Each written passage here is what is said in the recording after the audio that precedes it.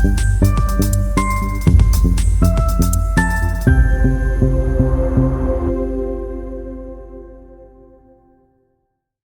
Back to life X YouTube channel.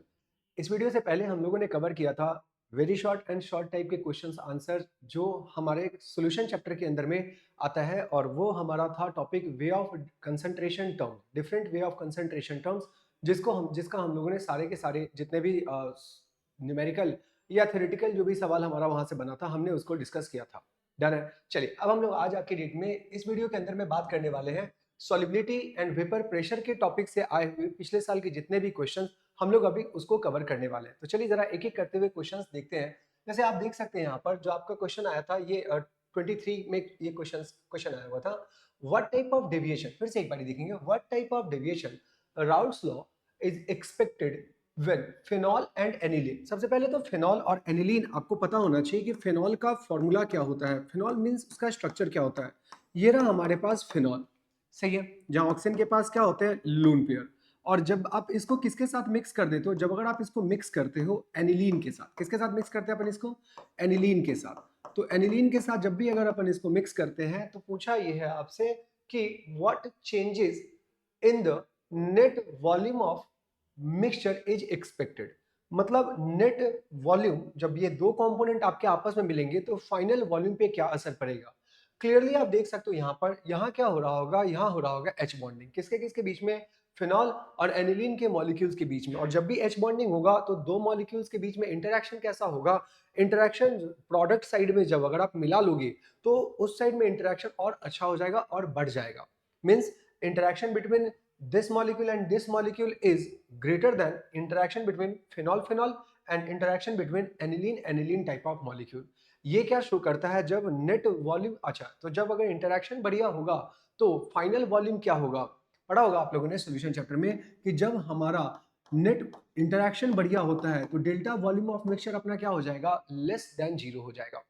समझ आती है बात। और अगर delta volume of mixture less than zero तो आपको तो एक पता है आइडियल सॉल्यूशन, और एक क्या होता है हमारे पास नॉन आइडियल सॉल्यूशन।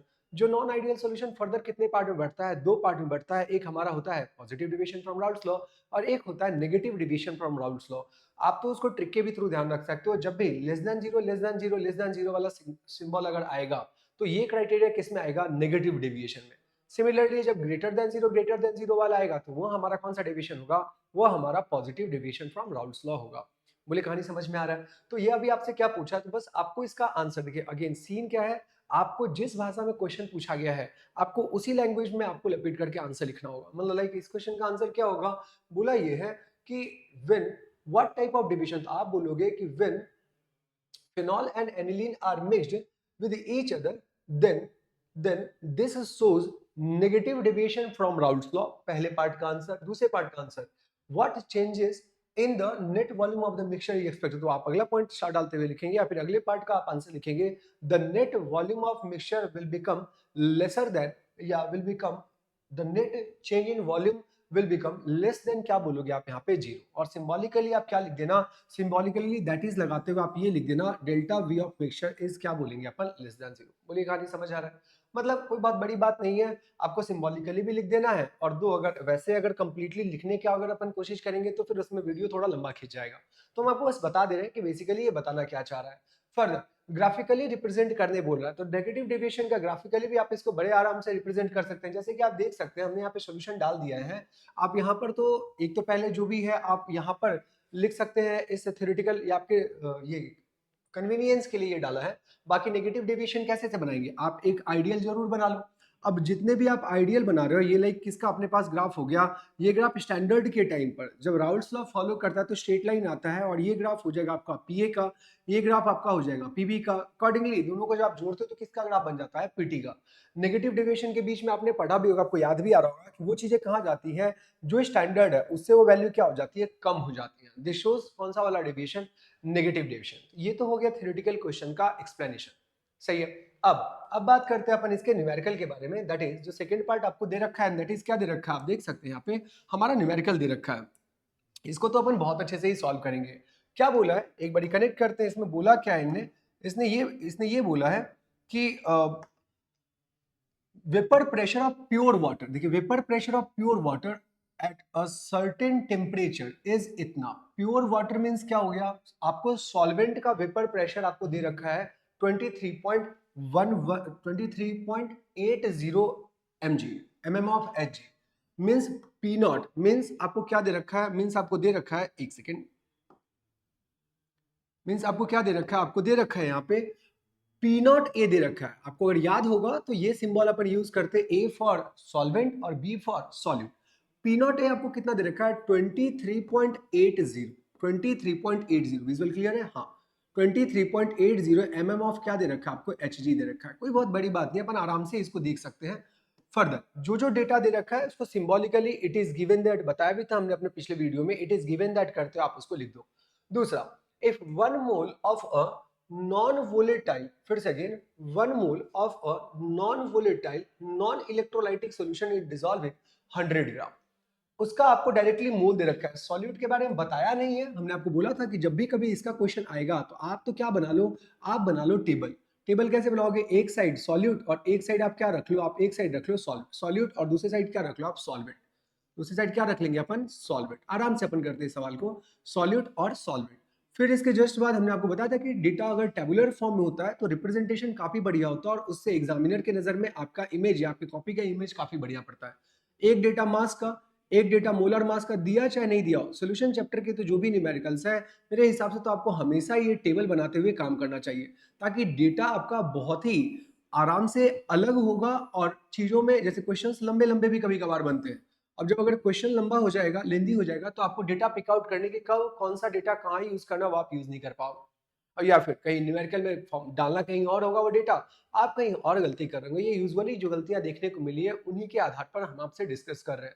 आप हमेशा ये काम करना, मास, मोलर मास और तीसरा क्या हमारे पास मोल, इन तीनों का आप एक काम कर लेना। इन तीनों का डेटा अब आप देखते चलिए कैसे कैसे दे रखा है। आपको सीधा सीधा दे रखा है 1 मोल क्या दे रखा है ऑफ नॉन इलेक्ट्रोलाइट, मीन्स आपको सॉल्यूट के बारे में और कोई जानकारी नहीं, डायरेक्टली यहां पर आपको बोल दिया है कि सॉल्यूट कितना मोल है, 1 मोल है।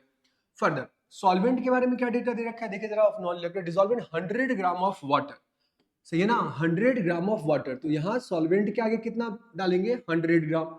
और आपको पता है सॉल्वेंट मींस क्या है, यहाँ पे वाटर है, वाटर का मोलर मास कितना होता है H2O का, 18 G पर क्या हो जाएगा मोल। H2O एक ऑक्सीजन का 16 और एक एक हाइड्रोजन का एक एक मिलाकर कितना हो जाएगा 18 G पर। तो बताइए यहाँ मोल कितना निकल करके आ जाएगा, मोल आपका निकल करके आ जाएगा 100 और अपॉन में कितना आ जाएगा 80, सही है। तो ये तो हो गया आपका मोल का डेटा जो भी हम लोगों ने यहाँ पे निकाला। फर्दर पूछा क्या आपसे, आपसे पूछा है calculate the resultant vapour pressure of the solution. आपसे सवाल में पूछा क्या है, देखिए क्लियर लिखा है ना कि क्या पूछा है सवाल में। सवाल में आपसे क्लियरली ही पूछा है कि आपको क्या निकालना, आपको निकालना पी टोटल, आपको क्या निकालना पी टोटल। अब अगर अपन पी टोटल की बात करें तो आप बताओ पी टोटल पूछा है कि ये क्या होगा, मतलब vapour pressure of solution on adding non volatile solute in pure solvent means pure water, then the resultant vapour pressure of solution क्या होगा वो पूछा आपसे।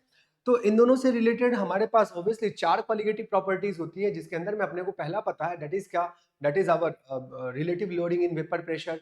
दूसरा क्या है हमारे पास, बताया दूसरा क्या था हमारे पास, एलिवेशन इन बॉइलिंग पॉइंट। तीसरा डिप्रेशन इन फ्रीजिंग पॉइंट। चौथा और आखिरी क्या होता है, ऑस्मोटिक प्रेशर। चलिए अभी अपने को लगाना क्या है, आप आराम से इस सवाल को देखें। पी नॉट और पीटी आपसे पूछा है, तो पीटी बेसिकली किसके बराबर होगा, आप देख सकते हैं यहाँ पर, आप उससे भी निकाल सकते हैं, और भी तरीके हो सकते हैं निकालने के। आपसे क्या पूछ लिया, एक से चेक ही कर लेते हैं ना, मतलब इसको 2-3 तरीकों से किया जा सकता है।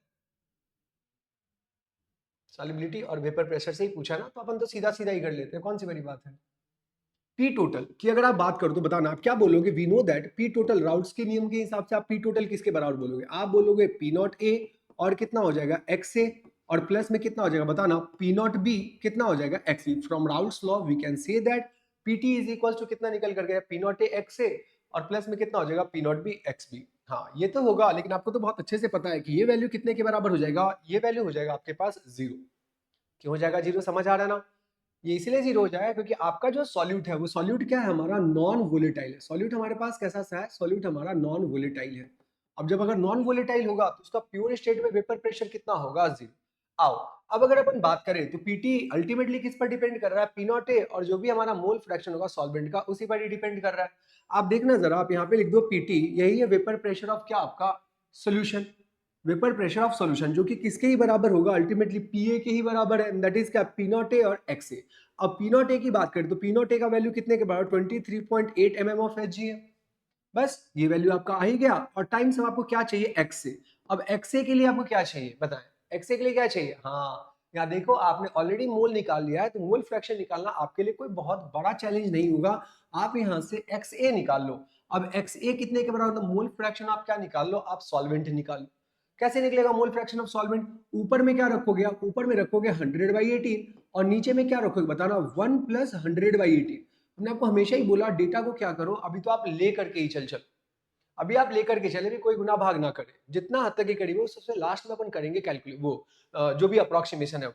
अब आप एक काम करना, आपको दिख ही रहा होगा ये यहाँ चला जाएगा, तो अल्टीमेटली ऊपर में क्या बनेगा, 100/18, ये आप अलग से ही निकाल लेना यहाँ पे टेबल के जस्ट नीचे। और यहाँ पे बड़े ये अपॉन में क्या हो जाएगा, 100 या 118, हाँ 118, और अपॉन में कितना आ गया आपके पास 18, बताए 18 से 18 तो यहाँ क्या जाएगा कट, बचा क्या 100, और अपॉन में कितना आया 118। क्या ये कहानी समझ में आ रहा है, बस तो फिर आपका एक्स से तो निकल ही गया, ये किसके बराबर आ गया आपका, एक्स से आपका निकल करके आ गया 100, और अपॉन में कितना निकल करके आ गया अपना 118 आपका निकल के आ गया। अब कुछ नहीं करना, इतना टाइम से ही आपके पास क्या निकल करके आ जाएगा, पीटी निकल करके आ जाएगा, दैट मींस इतना mm ऑफ एचजी आपका क्या होगा आंसर। बट आपको तो पता ही है, आपको इसको तो थोड़ा सॉल्व भी करना पड़ेगा, कर लेते थोड़ा बहुत सॉल्व। यहां से नीचे क्या करते, 1 0, अब आपका 1 0 से 1 0 कट गया, इधर है 118, इधर है 238, एक बार ही कट कर ले, दो से तो आराम से ही कट हो जाएगा। कैसे कटेगा, ये कैसे कटेगा बताए, 119, और दो से कितने कैसे कटेगा, 59, कितना आया 119, और यहाँ कितना आया आपके पास 59, कितना अच्छा, यहाँ पर 60 होता, और यहाँ क्या हो जाता, यहाँ कितना हो जाता 120, और यहाँ कितना हो जाता 60, जस्ट 2 टाइम्स आराम से कट जाता। लेकिन 2 टाइम्स नहीं है, अराउंड 2 से हल्का सा कम टाइम्स है, 2 से हल्का सा कम टाइम्स है। तो जैसे आप इसको अगर इधर से गुना करोगे तो पीटी आपका कितना निकल करके आ जाएगा, पीटी आपका निकल कर जाएगा 119 टाइम्स, यहाँ पर कितना लिखा है 10, और अपॉन में कितना हो गया 59। आप देख सकते हो आपसे क्या पूछा है, आपसे पूछा है वेपर प्रेशर किसके बारे में निकालने बोला है, calculate the vapour pressure of resultant solution. Solution का वेपर प्रेशर अपना यहाँ से आराम से निकल गया, कितना निकल करके आया vapour pressure of solution, vapour pressure of solution आपका निकल कर 119, और अपॉन में कितना 59। बताया भी था न्यूमरेटर को जस्ट बड़ा बनाओ, और फिर इसके जस्ट आप क्या कर लो, अब आप यहाँ से कट कर लो, अराउंड 2 के आसपास में कटेगा, अराउंड 2 के आसपास में कटेगा, तो उससे रिलेटेड जो भी आंसर्स होंगे, और ये तो आप आराम से डिवाइड कर सकते हो, मतलब 2 पॉइंट समथिंग जो भी होगा उसमें आप क्या कर लेना, उसमें आप 10 से और गुना कर लेना, 10 से जैसे गुना कर दो 20 पॉइंट समथिंग, 20 से रिलेटेड जो भी आंसर हो, 22 23 से आसपास जो भी आंसर्स होंगे वही आंसर्स आपका सही आंसर, या भाग भी कर लो, क्योंकि वो कैलकुलेशन अगर करने बैठे हल्का सा लेंदी पड़ जाएगा, बट आप देख सकते हो कि काफी सिंप्लीफाइड आंसर तक के करीब में हम आपको यहाँ पे लाके रखे। समझ आती है बात, तो आप ओवरऑल ये भी देख सकते हैं कि वेपर प्रेशर में भी कमी आएगी, मतलब 23.80 से तो क्या ही आएगा, वैल्यू कम ही आएगा, क्योंकि 23 तो जब था जब हमारे पास प्योर क्या था, हमारे पास सॉल्वेंट मौजूद था तब। और आपको पता है कि वेपर प्रेशर जब आप सोल्यूशन निकालने बैठते तो वो वैल्यूज क्या हो जाती है, अपने स्टैंडर्ड वैल्यू से हमेशा क्या हो जाता है, कम। सही है, ये भी आप ध्यान रख सकते हैं।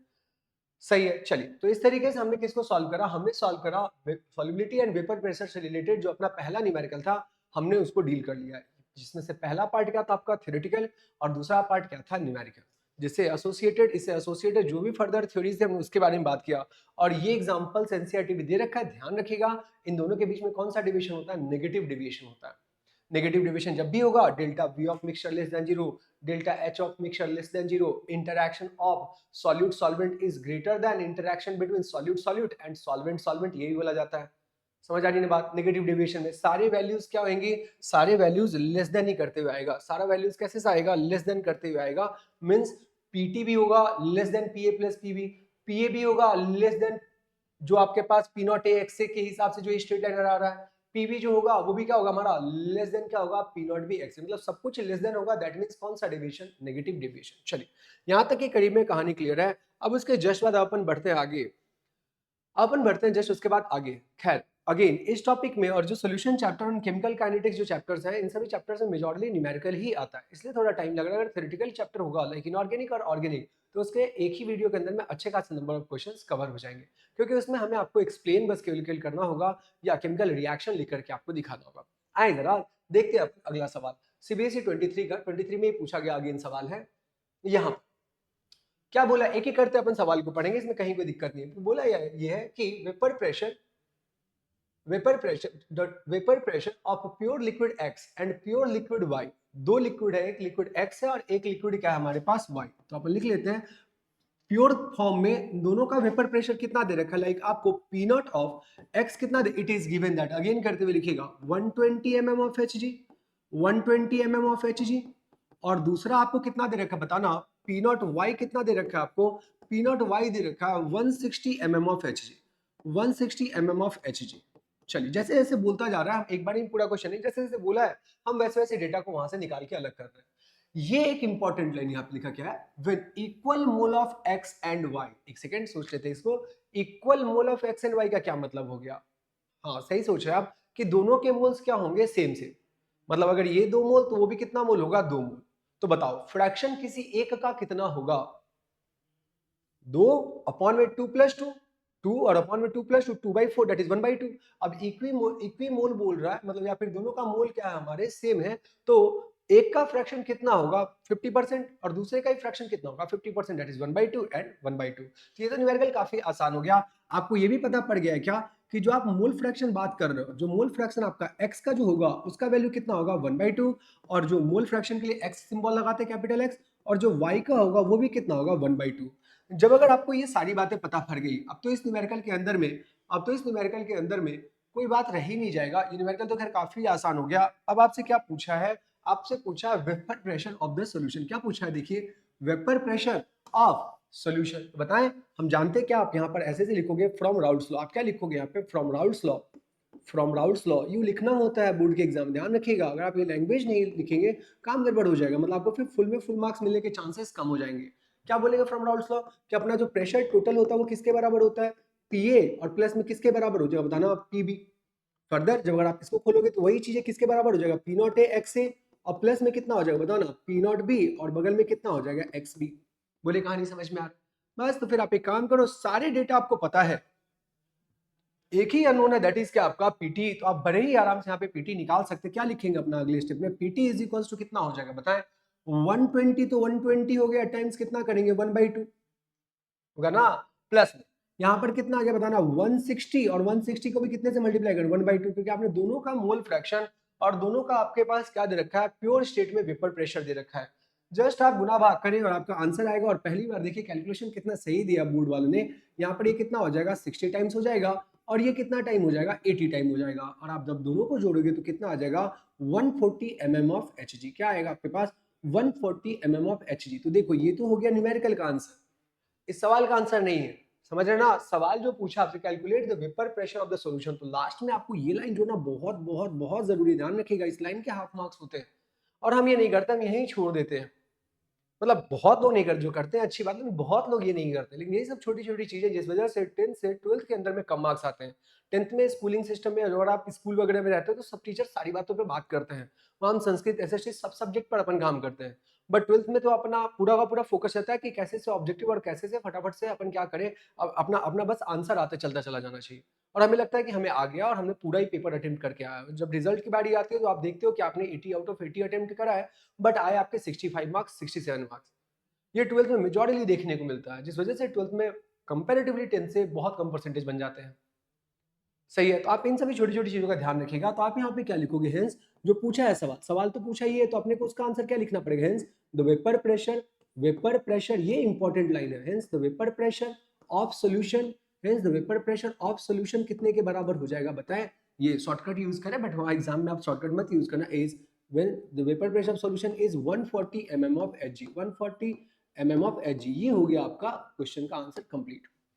फर्दर यहाँ बराबर चल रहा है, और जब अगर दोनों साइड दोगे तो ये तो आपको पता ही ना कि यहाँ पे इट इंप्लाइज, और लास्ट में क्या लगा देंगे इसलिए, और लास्ट में ये लाइन जो सवाल पूछा है वो आपका आंसर यहाँ पे रेडी है। सही है, ये वाला तो खैर काफी आसान आपका कैलकुलेशन रह गया, तो इस सवाल में कोई दिक्कत नहीं है। फर्दर यहाँ पर क्या बोला, यहाँ पर बोला आपको राउल्ट्स लॉ बताना है, और ये एक और बात पूछा है कि राउल्ट्स लॉ और हेनरी लॉ में क्या सिमिलरिटी है। आप एक बारी पहले राउल्ट्स लॉ लिखिए। राउल्ट्स लॉ क्या था कि प्रेशर जो होता है किसी वोलेटाइल कंपोनेंट के लिए, पहले तो स्टेट राउल्ट्स लॉ बोला, तो राउल्ट्स लॉ क्या बोलते हैं, for a volatile liquid partial vapor pressure of any component is directly proportional to the mole fraction of that component in a solution। किसी solution phase में किसी भी एक कंपोनेंट का जो वोलेटाइल होगा, वोलेटाइल मींस क्या, जो आराम से लिक्विड से किस में कन्वर्ट हो जाए, गैस में। आराम से कहने का मतलब क्या, बॉइलिंग पॉइंट से पहले अगर वह लिक्विड से किस में कन्वर्ट हो जा रहा है, गैस में कन्वर्ट हो रहा है, दैट मींस वह लिक्विड हमारा कैसा है, हमारा वोलेटाइल है। ये तो होगी एक बात। फिर से लॉस बोले, क्या बोला उन्होंने, for a volatile liquids, partial vapor pressure of any component is directly proportional to mole fraction of it।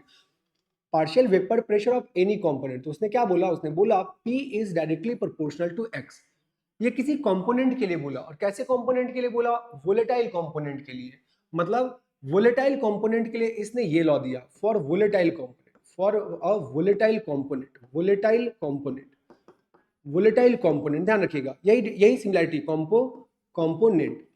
दूसरा, हेनरी ने क्या बोला था, हाँ हेनरी ने तो बोला था, हेनरी तो गैस के बारे में बताता है कि partial pressure of the gas is directly proportional to the mole fraction of क्या, of that component in the liquid.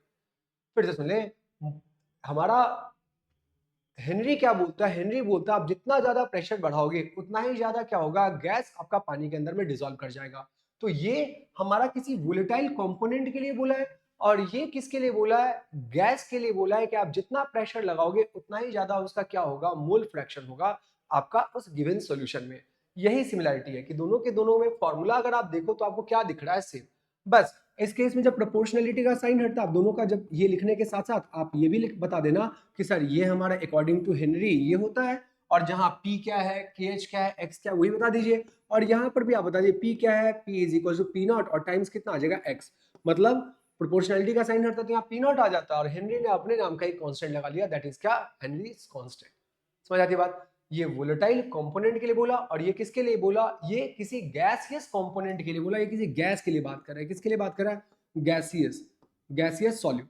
जो भी आपके पास सॉल्यूट आपका जो गैसियस कंपोनेंट में होगा उसके लिए बात किया कि जितना प्रेशर आप लगाओगे उतना ही ज्यादा क्या होगा, उतना ही ज्यादा मोल फ्रैक्शन होगा उस पर्टिकुलर गैस का गिवन सॉल्यूशन। समझ आती है बात। तो ये अगेन थ्योरेटिकल क्वेश्चन था, सॉलिबिलिटी और वेपर प्रेशर से तो कोई दिक्कत नहीं है। फिर से आया, देखिए जरा, आपका फिर से बोला स्टेट हेनरीज लॉ, सब जगह आपका वो लॉ लिखा हुआ है, partial pressure of liquid is directly proportional to partial pressure of gas is directly proportional to क्या बता रहा हूँ, मोल फ्रैक्शन ऑफ इट। ये जो चीजें हैं आप आराम से अपने बुक्स में एनसीईआरटी के अंदर में आप देख करके उस बात को रखें, और इस चैप्टर से तो यही हेनरीज लॉ और राउल्ट्स लॉ, ये तो थ्योरेटिकल क्वेश्चन बहुत बार रिपीटेड किया हुआ क्वेश्चन है। सही है, ये होगी एक बात। दूसरी बात, फर्दर वही वाली बात है, एक क्वेश्चन दे देगा आपको और ये 2 मार्क्स का एक न्यूमेरिकल दे दिया। आइए जरा न्यूमेरिकल देखते हैं। Calculate the solubility of CO नहीं CO2 एक्चुअली में, solubility of CO2 in water, ये 2 यहाँ थोड़ा गलती से आ गया, मिसप्रिंट है, in water at 298 kelvin under 760 mm of Hg, जहां पे आपको KH दे रखा है इतना।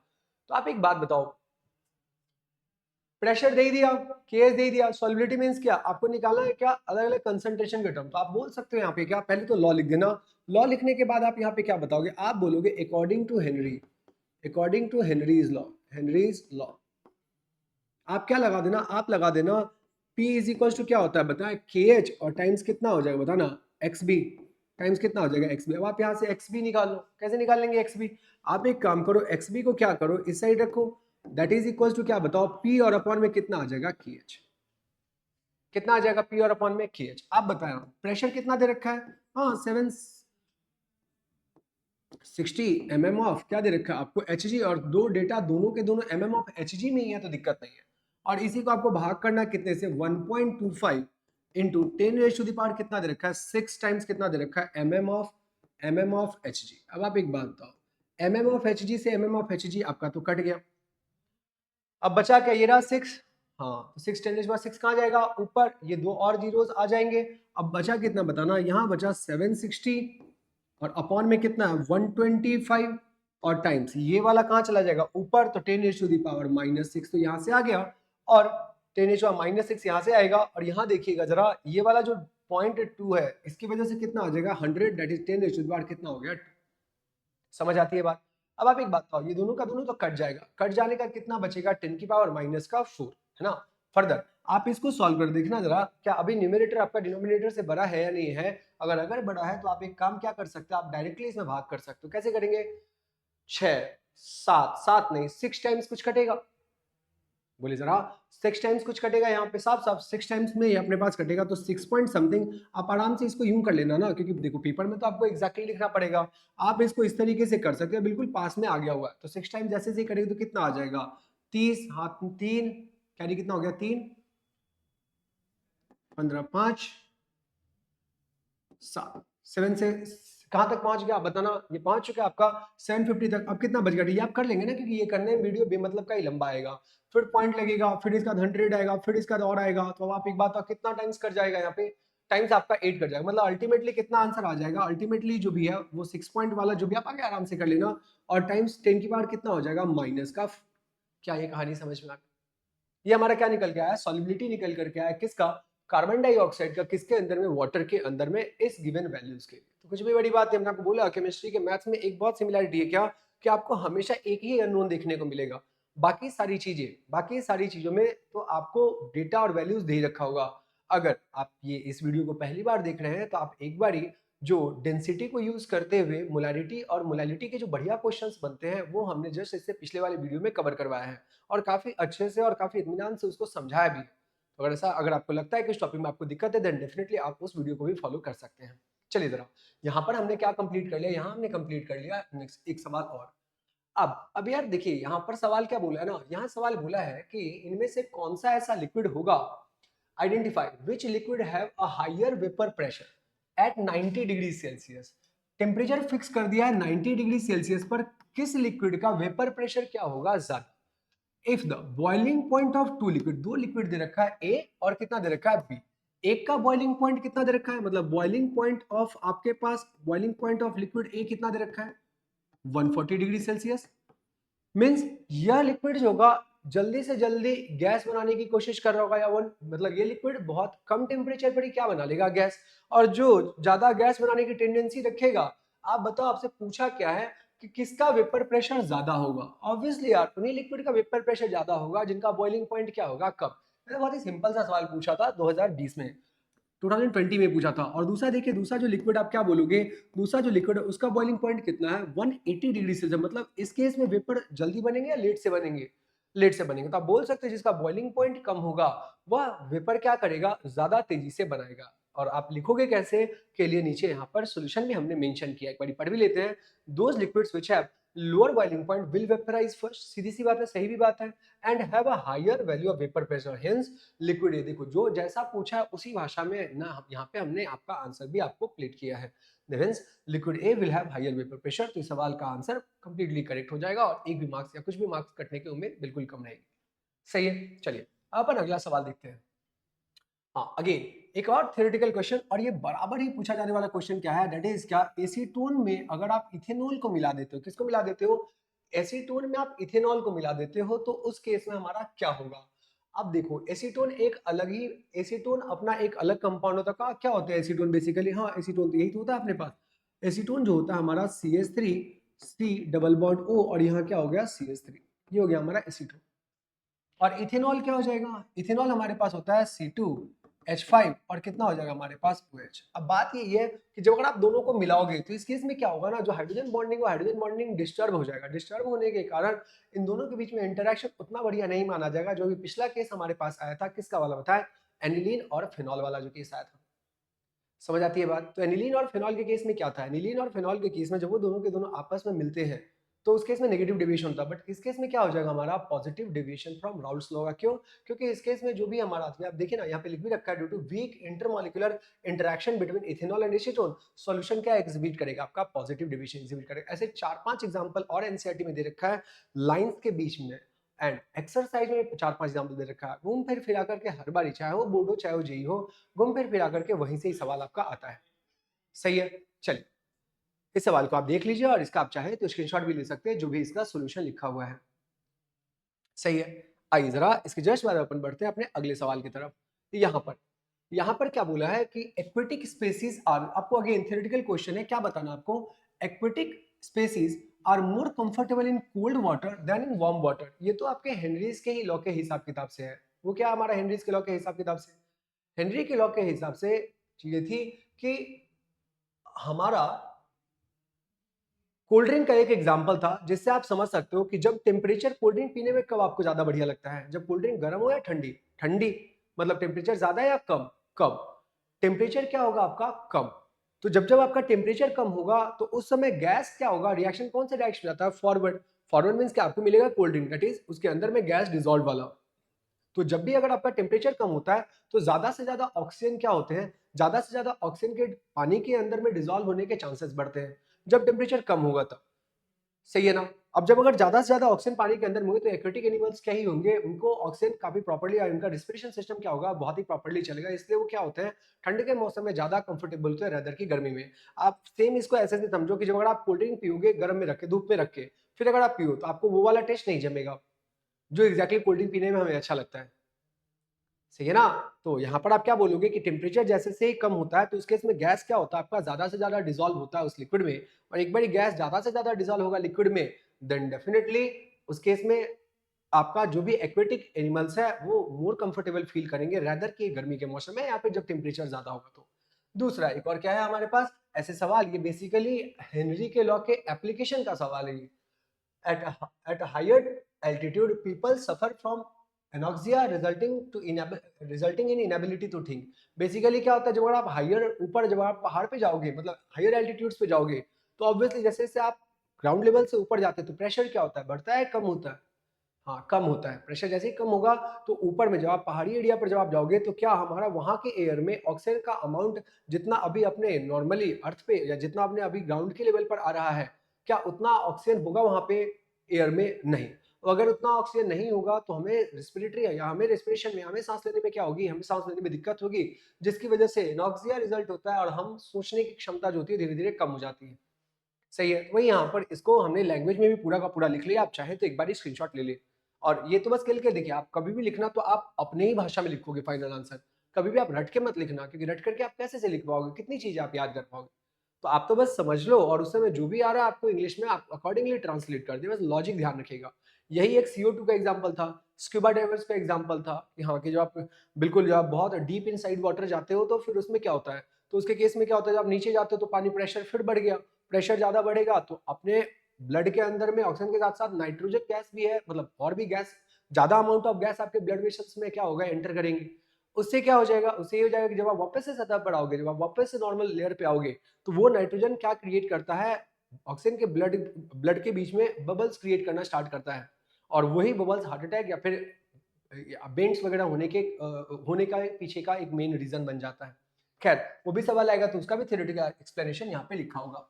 चलिए अगला सवाल तो क्या है, write two differences between ideal and non ideal solution. तो बताया दो डिफरेंस क्या ही होगा ideal and non ideal solution का, बहुत सारे डिफरेंसेस है, आप तो लिख लो यहाँ पे आइडियल और दूसरा लिख लो नॉन आइडियल। आप अगर बात करते हो आइडियल और दूसरा क्या बोला आपने, नॉन आइडियल, तो दो बोला तब भी आप कितना डिफरेंस बोला, टू डिफरेंस बोला है ना।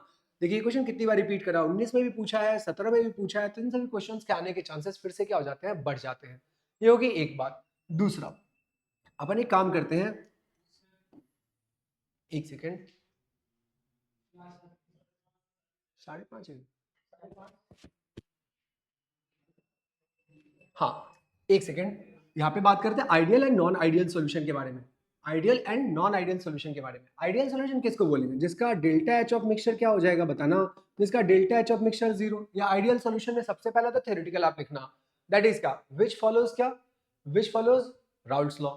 नॉन आइडियल सॉल्यूशन किसको बोलोगे आप, which do not follows Raoult's law. Further आप अगला ये भी लिख सकते हो, डेल्टा एच ऑफ मिक्सचर एक के केस में इक्वल टू 0 और एक के केस में क्या बोलोगे, नॉट इक्वल टू 0। समझ आती बात। आप एग्जाम्पल भी लिख देना, आप कोई भी example, acetone, chloroform, aniline, phenol वाले कोई भी सेट के एग्जाम्पल्स नॉन आइडियल में डाल देना। बेहतर तो यही होता कि पहले तो आप थ्योरेटिकल लिखो, दूसरा एक दो मैथमेटिकल एक्सप्रेशन भी लिख लो। आप ये भी तो बोलते हो डेल्टा वॉल्यूम ऑफ मिक्सचर अगर आइडियल सॉल्यूशन होगा तो इक्वल्स टू 0, और अगर ये नहीं इक्वल होगा दैट मींस ये नॉट इक्वल टू 0। अब नॉट इक्वल टू 0 अपने आप में दो केस खोलेगा, क्या, एक तो ग्रेटर देन 0 और एक तो लेस देन 0। जब ग्रेटर देन 0 वाला केस खुलेगा तो अपन उसको कौन सा डिविएशन बोलेंगे, positive deviation from Raoult's law. और अगर लेस देन जीरो वाला केस खुलेगा तो अपन उसको क्या बोलेंगे, negative division from Raoult's law. बोली कहानी समझ में आ रहा है, सही है ना। फिर इसका एग्जांपल्स, पहले लैंग्वेज, दूसरा मैथमेटिकल कंडीशन और तीसरा एग्जांपल। आइडियली तो इस तरीके से अपने को लिखना चाहिए, बट दो ही डिफरेंसेस अगर क्लियरली बोला है तो आप दो की जगह पर तीन क्यों लिखोगे। बट आइडियली अगर सीधे सीधे बोलता है राइट सम डिफरेंस, तो आप पक्के से तीन या चार डिफरेंसेस आप आराम से लिख सकते हैं।